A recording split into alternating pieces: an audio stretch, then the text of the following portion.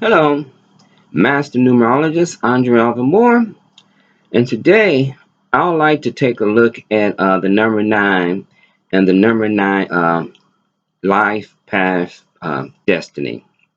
Okay, so number nine is the Hermit in the Tarot card deck. This soul walks with his lantern, providing light to those who have lost their way. A light shared to all sincere seekers, a wise elder who has successfully gone through the previous 8 lessons. Number nine is the bookend to number one. Each book must have a beginning and end, Alpha and Omega. Number nine closes chapters in the great book of eternity. Everything created must at some point come to an end. In Hinduism, there are three major gods. Brahman is the creator, Vishnu is the sustainer, and Lord Shiva is the destroyer. Number nine is associated with Lord Shiva. Now, number nine is an uncoiled serpent. When Aaron and Moses went to Egypt to plead with the Pharaoh to let the Israelites go, a great transmutation occurred. Rods of wood transmuted into snakes. This serpent rests at the base of our spine.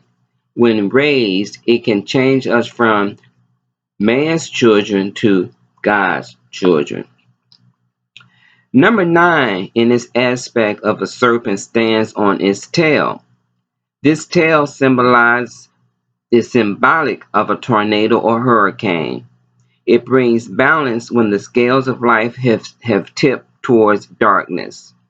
When multiplied, number 666 vibrates to the compound number 18, reduced to number 9. The beast, in Chinese mythology, it is known as the great dragon. In scripture, 27 Bible verses speak about serpents. In essence, the snake sheds its skin, leaving behind the old to embrace the new, a cleansing of sort. Each person must share their material consciousness for a spiritual one, or as scripture says, don't put new wine in an old bag. Number nine is a gate closer. This vibration is a blessing. For an example, let's say that a war has been going on for 27 years and now it knows peace. The nine energy was at play because 2 plus 7 equals 9. Let's say that a wife was in an abusive relationship, but she gains the courage to leave after 9 years. Once again, the nine energy has brought that abusive relationship to an end, which I would imagine would be a very good thing. So the number nine closed the abusive gate. Another example, after 18 years of hard work, the number nine closed the door on not being recognized for an excellent job.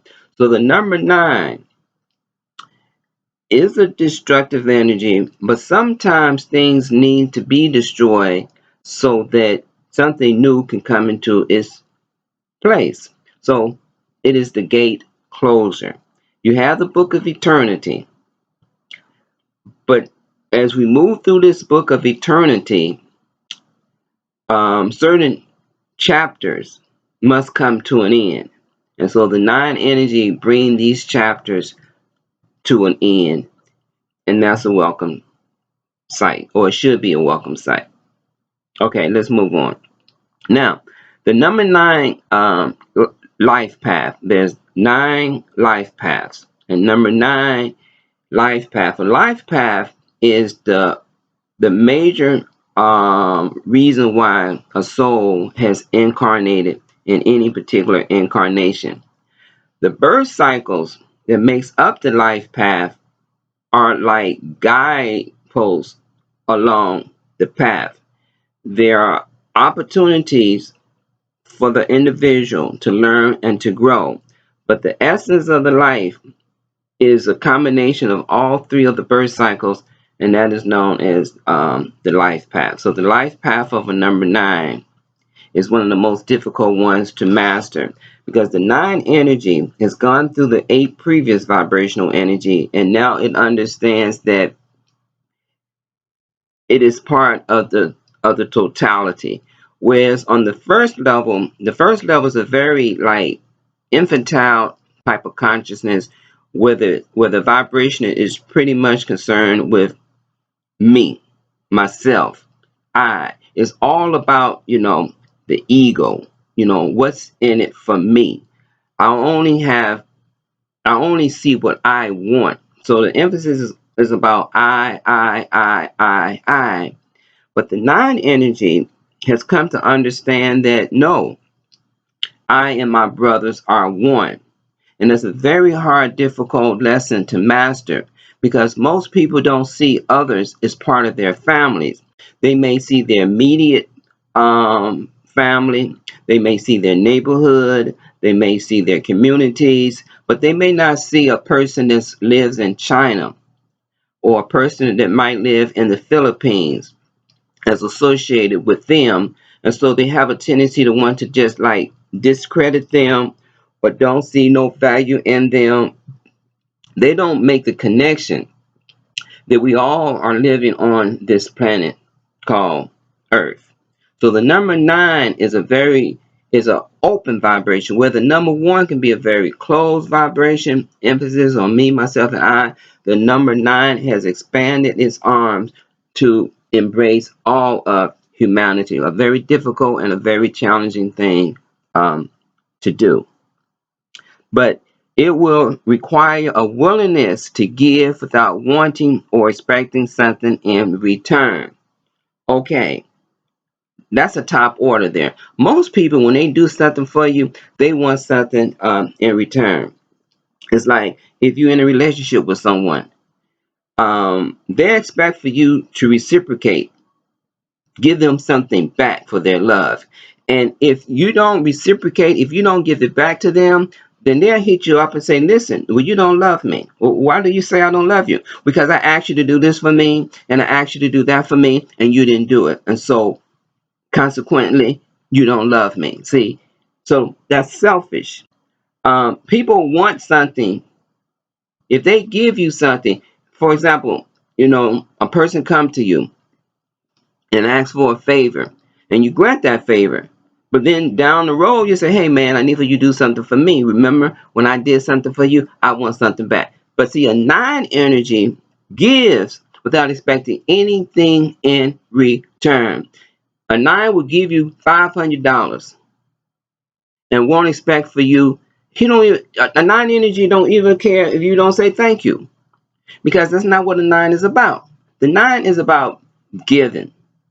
Okay, unselfishly. And that's a very hard lesson to master, because most people are selfish. They're on that very first level of what's in it for me. It's a very elementary number. Number 1 is a very infantile number, and unfortunately that's where most people are at. They're still on the first level of their consciousness.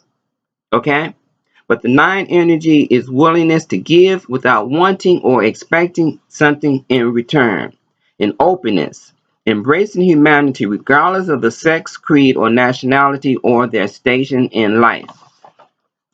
A life filled with love and acceptance. It is a self-sacrificing path. But at times, the life path number 9 may not feel self-worth. It may want something back in return. It will struggle on that level. Well, why should I'm always sacrificing, giving to somebody else, and they're not sacrificing? Everybody else seems to be greedy. Everybody else seems to, do things with an ulterior motive. Well, why should I? And so a number 9 struggles with that. Instinctively, it wants to give without asking for anything in return, or needing anything in return, or wanting anything in return, but it struggles with that, and it has to work to overcome those feelings, which is very difficult, which is very hard. That's why it's hard to master the 9th level. So at times the life path number 9 may not feel self-worth, giving wholeheartedly without getting something in return. to put others before oneself is a very hard thing to do. It may want to gather unto itself material gains to feel satisfied on a very personal level. It's hard for number nine to understand that unselfish service to humanity is the greatest reward. The nine life path can achieve success, but its most significant rewards come from a smile of gratitude brought about by their selfless acts of kindness and service. So an individual that really displays the nine energy, I would say, would be like a Mother Teresa, right? Her whole life pretty much, was devoted to giving of herself to others, right? To sacrifice perhaps her own personal health to aid another individual, to go to help individuals that's in abject poverty or in need of healing and cure, because these people may have leprosy or they may have contagious disease. So a nine energy don't really think about themselves. They think about doing for others, and that is the reward. And that's why God would bless that individual with a sense of peace within themselves. Now, God is going to provide for on the ninth level, right? The God is going to make sure that whatever you need, you're going to have. So if you're going to need a roof over your head, God is going to make sure you got a roof over your head. If you need food to keep the body maintained and nourished, God's going to make sure that you have food and nourishment. Um, if you need a few gold coins to be able to, travel from point A to point B, God is going to always open up the doors and provide for the number nine. And so the nine don't have to worry about, because God takes care of the number nine in a very personal way. But it's a very difficult lesson to master, and very few can master it.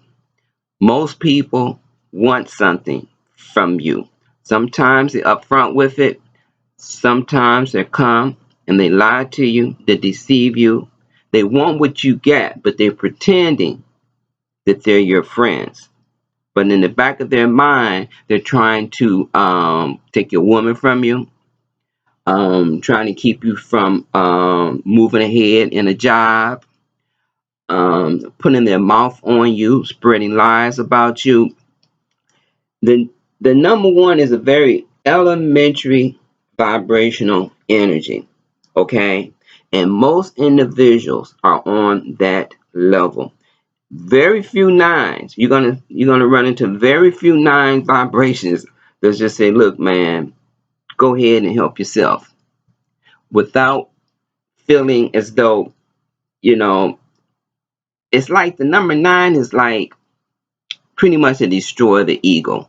I'm just in here to be of service to you. I don't need your gratitude. You don't even have to say thank you, right? I'm not in it for your thanks. I'm in it because I love you from an agape understanding, from an understanding of self-sacrificing so that others may have. That's my gratitude. That what brings me joy. Okay? So until the next video, I want everyone to my next video, I'm going to talk about um the word, the thought. Holding that vibration correctly is what builds your reality. And honest, let me just quickly say, like, you read where it says that, God made man in his image. Okay. We really don't know what that means. But remember this, that you are creating your life in your image based on the thoughts that you are holding, the thoughts that you are creating. Okay. And so therefore you have to be responsible for your thinking. And it's a very hard thing to do, to be responsible for the thoughts that you are thinking, to think before you speak. Trying to master your thoughts, because your thoughts reside like in a plane of ideas called the causal plane. And in scripture, you can't even get out of Genesis without that lesson being taught. When God was ready to, like, manifest, he spoke the word. Let there be this. Let there be that. Let there be this. And it came into fruition. Same with you. You want a reality, you got to speak it, then you have to put some action behind it. You got to believe in yourself. You got to believe in your ideas. You got to believe in your thoughts. You got to have faith that you are indeed a child of God and that your word will come to pass. So anyhow, I'm gonna tackle that issue in my next video. And so until the next video, everybody keep your heads up. Stay safe, and you stay safe by holding the thought of safety. You see, you create the vibration around you through your thought forms that you are protected. That you stand in the light of your truth, or you stand in the light of the goddess. You hold that thought, and then nothing from the outside can attack you because you're not manifesting that, because you're only thinking of the light, you're only thinking of the good, you're only thinking of the perfect, you're only embracing what you are, perfection, because you are indeed the child of the Lord. And so therefore, water can never drown the soul, fire can never burn the soul. You got to hold the consciousness. All right, peace.